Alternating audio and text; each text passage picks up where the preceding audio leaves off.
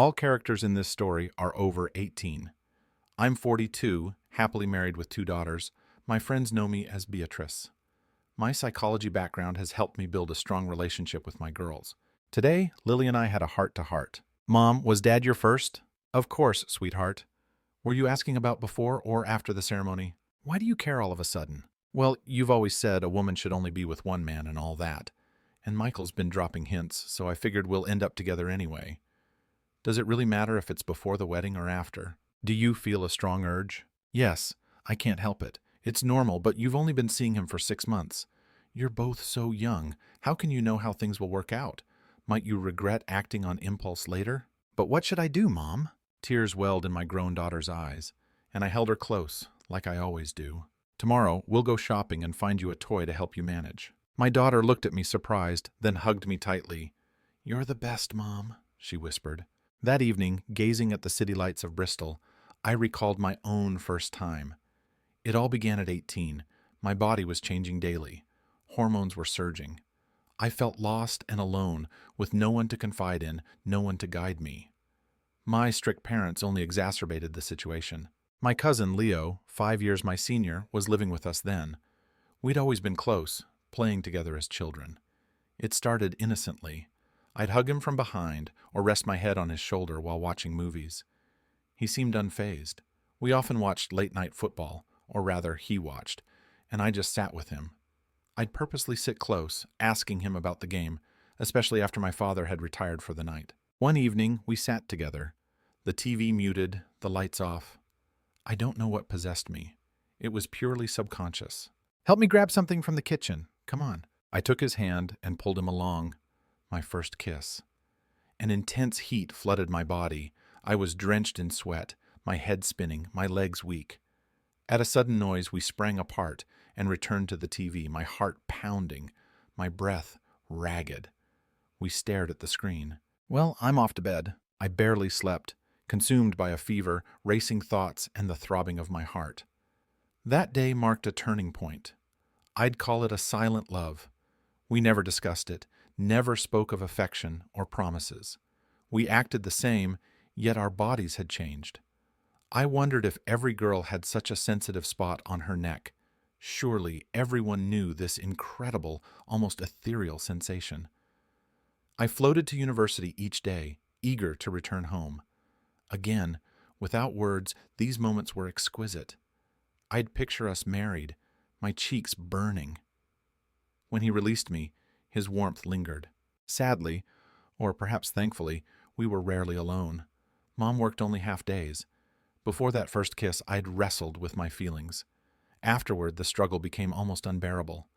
I was a young woman, driven by emotions and dreams. Despite knowing right from wrong, I couldn't control myself.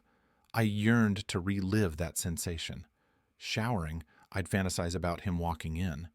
He, however, remained cautious, not pushing things further. 2 weeks later, my parents celebrated their anniversary at a restaurant. It was our first time alone. Leo was in his room. I paced for half an hour, torn between desire and guilt. Finally, I found myself at his door. He was awake, studying. He saw me, but continued writing. I wondered if his heart was racing too. I should have left, but my legs carried me forward. He made a strange sound and suddenly lifted me into his arms. This is it. We can love. I closed my eyes, holding back tears. What have I done?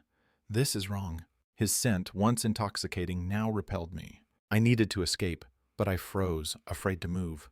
My body still ached for him. A voice inside whispered, "Relax. It's okay." Nothing happened. You wanted this. It feels good. No. You need it. It's natural. You're a woman. He's a man. I fought those thoughts, feigning sleep. After that, I avoided late-night TV, though it was difficult. Exam preparations helped, and Leo's exams began. Another month passed. He graduated and moved back to Manchester. No goodbyes, no explanations, just a hug before he left. I missed him. I longed for a message, a sign. That year, my parents gave me a laptop, opening up the online world. I turned 21. People said I was attractive. I studied my reflection. Long, wavy black hair, a slender figure, a small waist. Sometimes I thought I was pretty, other times plain.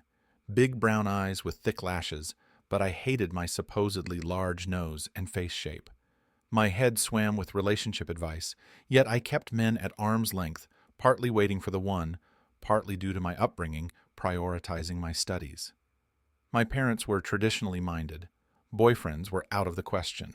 Marriage was the only acceptable relationship. Thankfully, they allowed me to choose, and I had rejected every suitor. Leo had found a fiancée. We traveled to Liverpool for their wedding. Amidst the chaos, we barely spoke. My heart raced whenever he was near. I yearned to talk to him. 5 days before the wedding, everyone went on a day trip, leaving me to study for my upcoming exam. Leo's bachelor party was scheduled for that evening, so I expected to be alone. They left, locking the door behind them, and I settled down with a book. 40 minutes later, the doorbell rang. "Leo, did you forget something?" "No. A friend's wife is in the hospital, so we postponed everything until tomorrow." My hands trembled. I retreated to my room, but couldn't focus. "Can I come in?" Leo sat beside me. "Why didn't you go?" "I have an exam coming up." "Right." Silence hung between us. What possessed me then? Perhaps I simply needed to confide in someone I trusted about something important to me. "How many times have you been with her?" I curled up, tucking my knees under my chin, lowering my head. He looked at me surprised. "A few times. Do you like her?" "She's a nice girl. She'll make a good wife. Well-mannered, from a good family." "Do you love her?" He paused, considering. "I've tried to find someone. I've dated, but it never worked out. And my parents were eager for me to settle down. They kept suggesting potential wives. I liked her well enough, so I agreed. I'm tired of being single. I'm a man, and Mom needs help around the house. I want you to be happy, to have a good marriage." He looked at me, and I smiled. His expression was strange. "You've grown up so much. The last time I saw you—" His voice faltered, and he looked away. "I needed to talk. You know me. Anything but talk about that. How many times have you made love?" I must have lost my mind, but I genuinely wanted to help him. I was grateful for his past restraint. Now, understanding men and women better, I realized how honorable he'd been. He hadn't rejected me, hadn't broken my young heart, despite the immense effort it must have taken to control himself. He'd protected me from anything that could have ruined my life. Who knows what a less decent man might have done? He stared at me, dumbfounded, as if thinking, did I imagine all that? "Come on, we're adults and we're close. I'm studying psychology. I need practice, and we can help each other." After a moment, he spoke, 4 or 5 times. Then I stopped after a friend got an STD. And so it began. I became pure emotion, devoid of reason. "Let me show you something. You need to win her body, soul, and heart, and she'll be a wonderful wife who makes you happy." I led him to his future marital bedroom, sat on the new plastic-covered mattress. "Pretend I'm her. We'll create a plan," I said, and proceeded to give him detailed instructions for a perfect wedding night of emotional and physical intimacy. "Should I try this?" My voice was casual, but my body trembled. We made love. I wept softly, not from sadness, but from joy. Even if I might regret it later, I was happy in that moment. Without another word, we fell asleep. The doorbell woke me. I started to run, but his strong hands held me back. "It's the phone." "Relax. It's only been 3 hours. I'm going to marry you." "What?" "No, I have to marry you now." "No, what's done is done, but we can't marry. We're cousins." "So? People marry their cousins." "What about our children? Do you want them to suffer because we couldn't control ourselves? Imagine the gossip if you suddenly cancel the wedding to marry me. It's impossible. And how am I supposed to live with myself, knowing what I've done? It's my fault. I started it." "No, it's my fault too. I'll move abroad. We'll forget this ever happened." I fled to the bathroom. He pursued me relentlessly, but I managed to dissuade him. The night of his wedding, I wept, imagining his marital bed. My heart shattered. That year, despite my father's pleas and threats, I moved to Edinburgh. Slowly, the memories faded. I made new friends. Life resumed its course, but I still kept men at a distance. Whether it was a wounded heart or something else, a year later I moved from the dorm to a rented flat.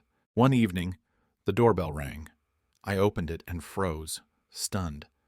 Leo stood there. "Hi, come in." An awkward silence, small talk, another pause. "I love you, and I can't live without you. I've made up my mind. You can't change it. I was a fool to let you go, but I won't make that mistake again. What could my poor heart do? Love defies reason and logic. I had missed him terribly. I struggled for so long, but finally surrendered. The next morning I learned he'd been divorced for 6 months. He'd spoken to our parents, who had consented to our marriage. He'd been working hard and had already bought a small flat in Edinburgh. We married, adopted our girls, and now life is perfect. What are you thinking about? Just our wedding night. Let's go upstairs. Remind me. I've forgotten.